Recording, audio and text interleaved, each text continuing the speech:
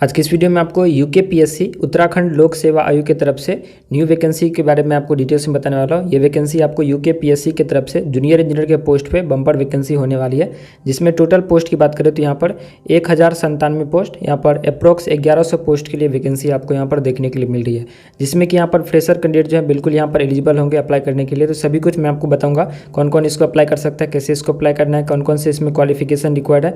ये नोटिफिकेशन आप हमारे टेलीग्राम चैनल से ज्वाइन होकर के डाउनलोड कर सकते हैं। उसका जो लिंक है वीडियो के डिस्क्रिप्शन या कमेंट सेक्शन के पिन कमेंट में दिया गया है। और अभी तक वीडियो को लाइक नहीं किया तो जरूर से एक लाइक कर दीजिए, चैनल को भी सब्सक्राइब करके रखिएगा, जिनसे कि आने वाले जो भी सारी वैकेंसी आती रहती है, खास करके जेईई की कहीं से भी आती है ऑल ओवर इंडिया से, तो मैं आपको जरूर से बताता हूँ। तो ये अगर आप लोग चैनल को सब्सक्राइब करके रखोगे तो कोई भी अपडेट मिस नहीं करोगे। इसकी जो नोटिफिकेशन यहाँ पर रिलीज़ करने की डेट है, यहाँ पर देख सकते हैं 14 अक्टूबर 2023 दिया गया है। और इसकी जो लास्ट डेट है यहाँ पर 3 नवंबर 2023 तक आप इसको अप्लाई कर सकते हैं। और अगर आप लोग कोई फॉर्म में भरने में मिस्टेक कर देते हो तो उसका जो संशोधन या एडिट करने का या रीसर्टिफिकेशन विंडो है वो 10 से लेकर के 19 नवंबर के बीच में आप इसको एडिट कर पाएंगे। टोटल पोस्ट की बात करें तो यहाँ पर 1097 है, यानी कि 1097 पोस्ट के लिए ये वैकेंसी यहाँ पर आउट की गई है, जिसमें कि यहाँ पर अलग अलग ब्रांचेज दी गई है। तो मैं आपको सभी कुछ बताऊँगा, जो भी यहाँ पर ब्रांचेज दी गए, जो भी सारे यहाँ पर पोस्ट हैं, अलग अलग डिपार्टमेंट में वैकेंसी है, तो सभी मैं आपको यहाँ पर दिखाने वाला हूँ। यहाँ पर आप देख सकते हैं, यहाँ पर दिया गया कि रिक्तियों की संख्या, तो यहाँ पर कुल संख्या जो है 1097 ये पोस्ट है। उत्तराखंड सम्मिलित राज्य कनिष्ठ अभियंता सेवा परीक्षा 2023 इसका नाम है। और इसमें अलग अलग पोस्ट है, जिसकी यहाँ पर जो लेवल है आप ये देख सकते हैं। कनिष्ठ अभियंता की जहाँ पर सैलरी है लेवल 7 की यहाँ पर मिलेगी, हालांकि जो आपको सेंट्रल गवर्नमेंट में लेवल 6 की मिलती है, लेकिन यहाँ पर इससे ज़्यादा आपको लेवल 7 की सैलरी मिल रही है, 44,900 से लेकर के 1,42,600। और इसका जो ग्रेड पे है आपको 46 ग्रेड पे रहने वाली है। इसमें यहाँ पर ये जो वैकेंसी ग्रामीण निर्माण विभाग के अंदर में आती है, और यहाँ पर आपको जेई सिविल का है, इलेक्ट्रिकल का है, और यहाँ पर प्राविधिक का है। तो यहाँ पर जो इसके लिए टोटल देख सकते हैं 187 वैकेंसी, 9 वैकेंसी, 5 वैकेंसी। और यहाँ पर जो दिया गया है कि क्वालिफिकेशन उत्तराखंड या उत्तर प्रदेश प्राविधिक परिषद द्वारा मान्यता प्राप्त किसी संस्था से सिविल इंजीनियरिंग में अगर आप डिप्लोमा कर रखें तो आप यहाँ पर अप्लाई कर पाओगे। और यहाँ पर आपको विद्युत जो इलेक्ट्रिकल वाले में, इसमें अगर आप लोग उत्तराखंड या उत्तर प्रदेश से अगर आप लोग इलेक्ट्रिकल इंजीनियरिंग में डिप्लोमा कर रखें तो आप यहाँ पर अप्लाई कर पाओगे। और ये है प्राविधिक का, इसमें यहाँ पर दिया गया है कि अगर आप लोग यहाँ पर संस्था से सिविल इंजीनियरिंग में डिप्लोमा कर रखें तो आप यहाँ पर अप्लाई कर पाएंगे। जो प्राविधिक का पोस्ट है इसमें भी सिविल वाले ही अप्लाई कर सकते हैं। उसी तरीके से यहाँ पर दूसरा जो डिपार्टमेंट है सिंचाई विभाग है, इसमें भी सिविल के लिए वैकेंसी है और मैकेनिकल के लिए वैकेंसी है, सिविल के लिए वैकेंसी है, जिसमें कि यहाँ पर दिया गया कि भारत में विधि द्वारा स्थापित किसी भी विश्वविद्यालय या संस्थान से अगर आप लोग सिविल इंजीनियरिंग में डिप्लोमा कर रखें तो आप यहाँ पर अप्लाई कर पाओगे। इसमें भी सेम है कि ऑल ओवर इंडिया में कहीं से भी अगर आप लोग डिप्लोमा कर रखें यहाँ पर मैकेनिकल से तो अप्लाई कर पाओगे, यहाँ पर आप सिविल से कर रखें तो अप्लाई कर सकते हैं। उसके बाद यहाँ पर लघु सिंचाई विभाग में इसमें 18 वैकेंसी है और 6 वैकेंसी है। एक कृषि एग्रीकल्चर डिपार्टमेंट है, तो अगर आप लोग एग्रीकल्चर इंजीनियरिंग में 3 ईयर का डिप्लोमा कर रखें तो भी यहाँ पर आप अप्लाई कर सकते हैं। उसके बाद यहाँ पर आपको पंचायती राज विभाग में लेवल 7 की सैलरी मिलेगी, इसमें 41 वैकेंसी है और ये ब्रांच आपका सिविल है। और अलग अलग जो यहाँ पर विभाग है उसमें जो अलग अलग वैकेंसी है उसमें अलग अलग क्राइटेरिया यहाँ पर दिया गया, जैसे कि इसमें ये सभी से अगर आप लोग कर रखे हैं तो आप यहाँ पर अप्लाई कर पाओगे, जो कि ये सभी इंस्टीट्यूट का नाम यहाँ पर दिया गया, जिसमें कि लखनऊ का नाम है।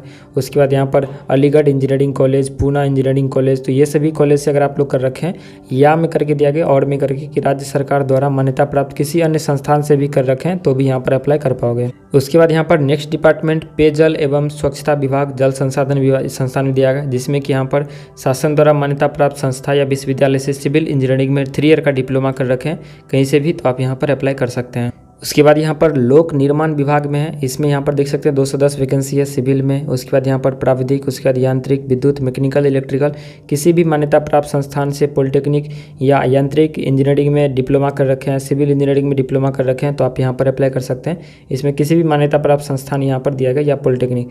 ऊर्जा विभाग में यहाँ पर है, जिसमें कि सरकार द्वारा मान्यता प्राप्त किसी विश्वविद्यालय या संस्थान से कर रखे हैं डिप्लोमा इलेक्ट्रिकल इंजीनियरिंग में तो आप यहाँ पर अप्लाई कर सकते हैं। तो इसी तरीके से यहाँ पर बहुत सारे डिपार्टमेंट है, तो आप लोग देख लीजिएगा, मैं सभी को बारी बारी से बताने लगूंगा तो वीडियो काफ़ी लंबा हो जाएगा, तो आप यहाँ पर वही से यहाँ पर दिया गया तो आप इसमें देख लीजिएगा।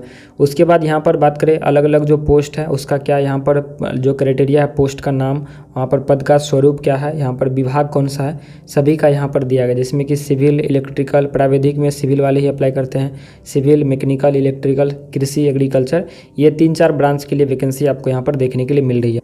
अब बात करते हैं नेक्स्ट पॉइंट की। तो यहाँ पर आप देख सकते हैं जिसमें कि कनिष्ठ या अवर अभियंता के पदों पर भर्ती के लिए जो यहाँ पर मिनिमम एजुकेशनल क्वालिफिकेशन या एसेंशियल रिक्वायरमेंट या क्राइटेरिया है तो यहाँ पर दिया गया है, जिसमें कि यहाँ पर लिखा गया कि विज्ञापित पद हेतु अनिवार्य या वांछनीय अर्हता का निर्धारण उत्तराखंड लोक सेवा आयोग की परिधि के अंतर्गत तथा लोक सेवा आयोग की परिधि के बाहर समूह ग पदों की भर्ती के लिए अनिवार्य या वांछनीय अर्हता नियमावली 2010 और उसके जो यहाँ पर प्रावधान है नीचे दिए गए हैं, जिसमें कि पहला नंबर पॉइंट में यहाँ पर लिखा गया है कि शासन की अधिसूचना संख्या दिनांक 28 जून 2019 द्वारा उत्तराखंड लोक सेवा आयोग की परिधि के अंतर्गत तथा लोक सेवा आयोग की परिधि के बाहर समूह ग के जो भी सीधी भर्ती होंगे यानी कि परमानेंट जॉब डायरेक्ट रिक्रूटमेंट के पदों पर भर्ती हेतु आवेदन करने के लिए वही अभ्यर्थी पात्र होगा जिसने अपनी हाई स्कूल एवं इंटरमीडिएट अथवा इनके समकक्ष का जो भी स्तर की शिक्षा है उत्तराखंड राज्य में स्थित मान्यता प्राप्त संस्थान से उत्तीर्ण की हो।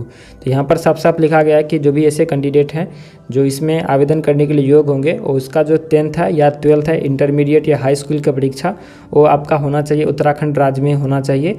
और आपका जो कुछ अलग पोस्ट है आप डिप्लोमा जो है वो कहीं से भी किए हैं या उत्तर प्रदेश से या उत्तराखंड से या कोई पोस्ट में ऑल ओवर इंडिया से भी कहीं से किए हैं तो आप यहाँ पर अप्लाई कर पाओगे। लेकिन आपका जो 10th या 12th है ये आपका होना चाहिए उत्तराखंड से, तभी आप यहाँ पर एलिजिबल होंगे अप्लाई करने के लिए। बात करें इसकी एज लिमिट की तो यहाँ पर कुछ पोस्ट के लिए जो एज लिमिट है 18 ईयर्स है और कुछ पोस्ट के लिए जो एज लिमिट है 21 ईयर्स है। तो यहाँ पर देख लीजिएगा किसके किसके लिए 18 है और किसके किसके लिए 21 है। तो यहाँ पर देख सकते हैं जैसे कि ये 1 नंबर में है तो इसके लिए जो 18 ईयर है मिनिमम और मैक्सिमम 42 और ये 2 नंबर में जो भी पोस्ट है उनके लिए मिनिमम एज 21 है और मैक्सिमम 42 है।